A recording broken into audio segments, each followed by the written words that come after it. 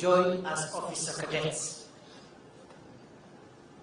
I say so, Your Excellency, because you have made it clear that under your administration, you look forward to professionalizing all the disciplined forces and ensure that we modernize our disciplined forces to be able to deal with the unique and complex challenges that our country faces today and in the future. Therefore, the officer cadets who are university graduates bring in an input and a viewpoint that is important for that modernization and professionalization of the Kenya Prison Service. Your Excellency, I want to thank you for your leadership and commitment, through which on 21st December 2022, you appointed the Presidential Task Force on the reforms of the National Police Service, the Kenya Prison Service, and the National Youth Service. Your Excellency, sir, we have made our input to that task force which you appointed, hoping that the final product will help us implement the recommendations that will help us take our Kenya Prison Service and the National Police Service to the next level. Your Excellency, I want to thank you for 2 other programs that you're leading to support us, especially in the State Department of Correctional Services.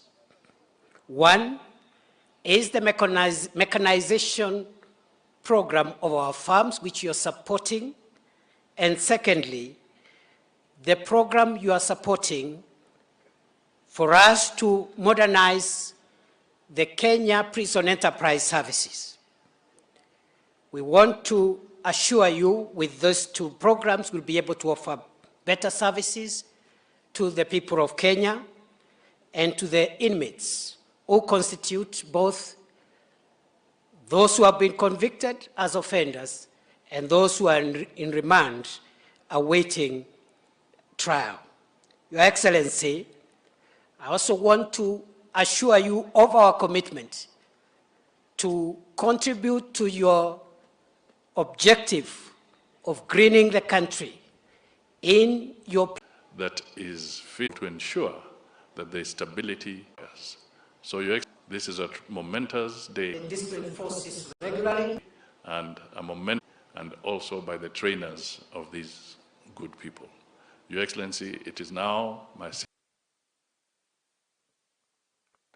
Witnessing the well-deserved graduation of 222 cadet officers who have successfully completed 13 months of rigorous professional training. Our prison staff training college, at the moment, we are able to accommodate the training of fresh recruits and perhaps the officer cadets. Up to inspector level, we have facilities for training. But above the rank of inspector, we intend to introduce programs, leadership programs that will help us generate the rightful command and ensure there is proper succession management in the Kenyan Prison Service so that a constable who joins the service is able to look forward to becoming a Commissioner General because there is career progression and succession management. I want to thank you once more for coming and allow me, Your Excellency, sir, to now in direction as well as the empowerment of prisoners for effective social participation.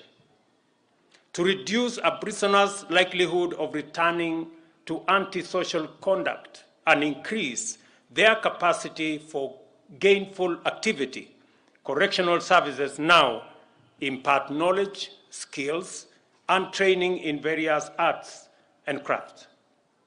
I have considered the various fields in which the service trains prisoners and noted with great satisfaction that they align with the government's commitment instructed to ensure productivity and increase in incomes, more specifically for the prison department, plans that they have to put under production 8,000 acres to produce micro that comes out of our prison enterprise industry, so that equipping them with the necessary knowledge for them to participate meaningfully once they comment, for entrepreneurs to innovate, incubate, and curate various sectors and at different scales. I am also happy to see the magnificent handicraft to combat climate change through the restoration of national forest cover. I take this opportunity to commend the State Department for Correctional Services, which has planted 443,000 trees so far in prison institutions across the country. This impressive number excludes the 2,000 trees planted under the Community Service Order Afforestation Program, 5,000 trees planted at the Kianjukini Forest in Kirinyaga County, and the Marmanet Forest Initiative, which aims to plant an additional 100,000 trees. Just to let the prison service to know that it is the commitment of government, and I expect that the prison service will start with the land they have by putting at least 20% of the land they have under tree cover, including to participate robustly in the production of seedlings for our program on planting 15 billion trees in the next 10 years. I also applaud the State Department for producing varieties of seeds for different ecological areas. The Cabinet Secretary is responsible for Environment and Interior must effectively coordinate to ensure efficient uptake of seedlings, including initial production, so that no one and no tree urban centers for critical public services and provide more space for the Cabinet Secretary is responsible for Interior and Public Works have been instructed to urgently develop a prisons master plan, which will be used to identify and develop new and modern prison sites. This will provide ample opportunity to impart necessary skills, training, and education through correctional services in the spirit of rehabilitation and reform. At the same time, I note that more than 10,000 prisoners are serving sentences of 3 years and below. Further, 41% of the prison population is awaiting trial for bailable offenses. All these people need not be incarcerated. It is important for stakeholders in the justice ecosystem to seriously implement alternative dispute resolution and to consider alternatives to imprisonment for relatively minor sentences. I urge the judiciary to provide leadership, have the responsibility of performing your duties lawfully in a manner that promotes the objectives of our correctional system and complements our economic transformation agenda through occupational training. Most critically, you will be responsible for rehabilitating offenders into society upon return, but also contribute significantly to wealth creation and shared prosperity. On this, you have the support of the government of Kenya. You have my commitment at a personal level to support the entire prisons fraternity in delivering on the mandate assigned to you by the Constitution of Kenya.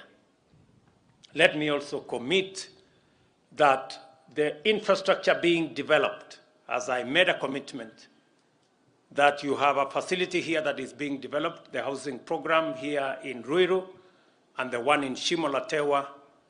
I want those facilities to be completed before the end of this year, and the minister should come and open them for use by those who are waiting for those facilities. We will be discussing shortly the big program on housing with the ministry responsible so that we can deliver on our commitment on improving housing for all our prison servicemen, officers, and commanders. Let me also ask you, as you look into the big space available to you to correct, to provide correctional service, to rehabilitate those who are offenders, and to reform them so that they can reintegrate into society, that we must, as a nation, continuously look out for those who want to abuse, even the religious sector, people who are masquerading as religious people, yet what they do is contrary to the teachings and to the beliefs of religion, whether they are Christians, Muslim, or indeed any other religion. What we are seeing in Kilifi, in Shakahola, is akin to terrorists. There is no difference between Mr. Mackenzie, who pretends and postures as a pastor when in fact he is a terrible criminal. Terrorists use religion to advance their heinous acts. People like Mr. Mackenzie are using religion to do exactly the same thing.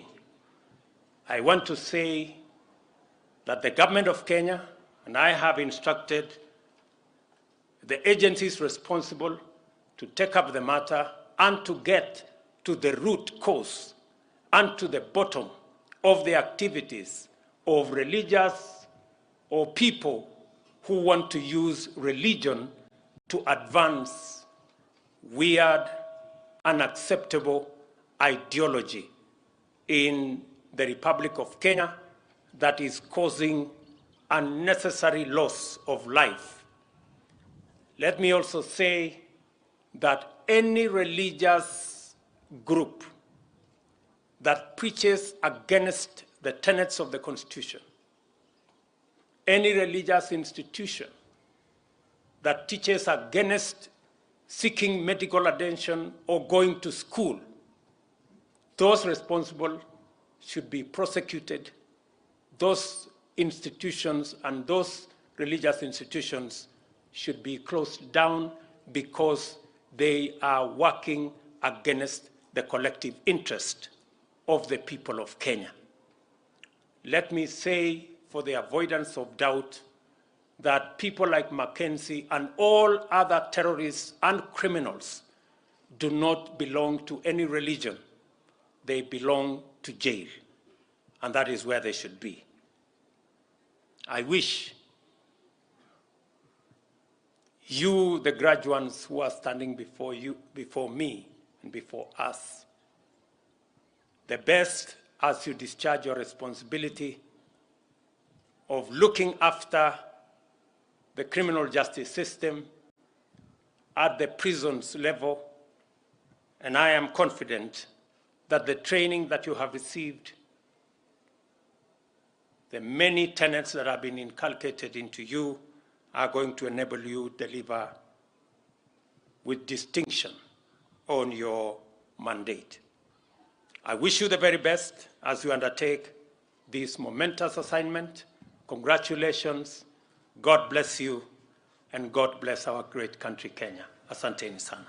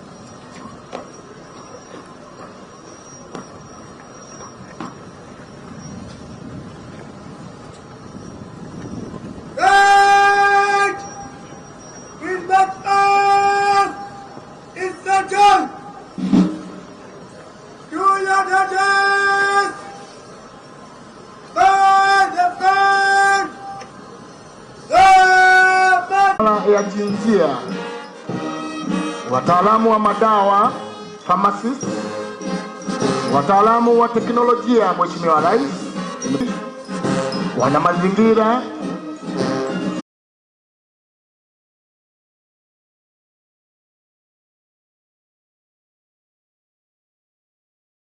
to you new officer cadets that have taken the oath now before you here today, Your Excellency. They have sworn to serve this nation without fear or favor, Your Excellency.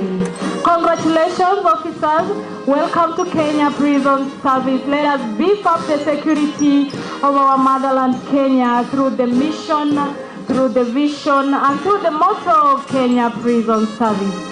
Welcome aboard, officers. Let us rehabilitate offenders together so that they become better citizens. Your Excellency, this officer cadet has been groomed. They have been empowered with the right skills and knowledge, Your Excellency, and they now leave this ground, the training college, with the right tools and weapons to serve the nation in the Department for Correctional Services, Your Excellency. Among key areas, Your Excellency, that these officers were taken through that is going to enhance service delivery in Kenya Prison Service, Your Excellency. Some of them include they are taken through also taken through terrorism and countering violent extremism, Your Excellency. A key area that was also not left behind, Your Excellency, was on the Constitution of Kenya 2010, Chapter 4 and Article 10 of the Constitution of Kenya, talking about national values, Your Excellency. Officers who know the rules, who know what the Constitution is all about, who are aware that they are not supposed to violate the rights of our clients whom they are going to serve in their daily lives, Your Excellency. Welcome aboard, officers. Let us, Your Excellency.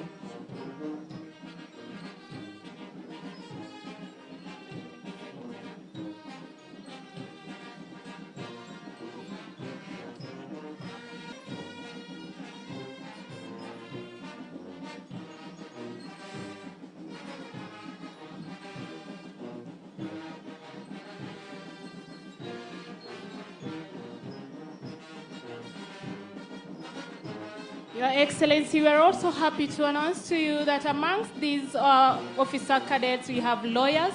We also have agriculturists who are going to enhance and take up the campaign on national restoration of trees, through which you are very passionate about, Your Excellency. They are also going to enhance the lives of prisoners while they are reintegrated back to the society, Your Excellency. Thank you, Your Excellency. Asante, naomba tuketini tafadhali.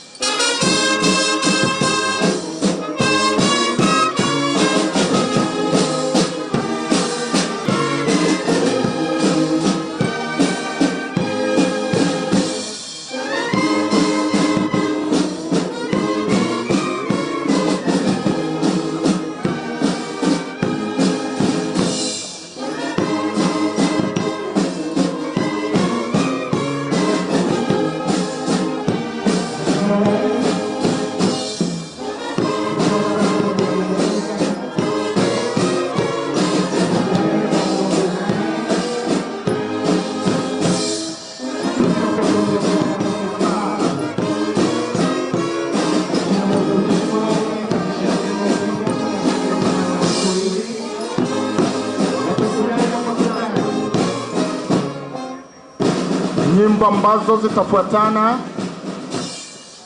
zinazojulikana kama tereviongo. Tereviongo, Mheshimiwa Rais, ni zile nyimbo ambazo zinafuatana, ikiisha ingine inafuata, ingine inafuata, Mheshimiwa Rais.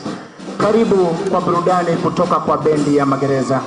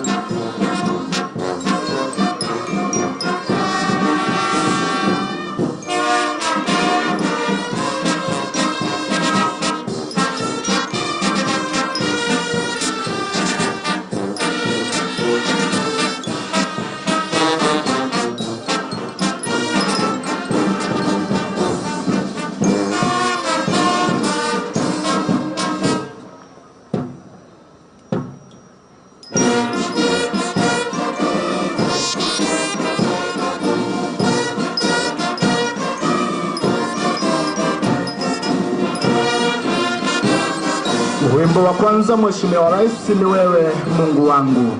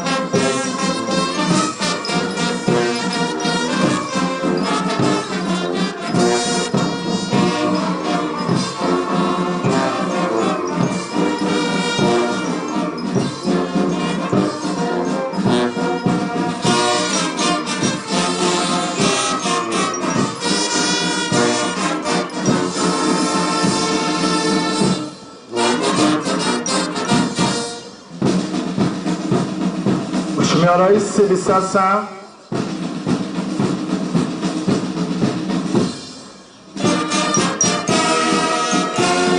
tunaomba kwa unyenyekevu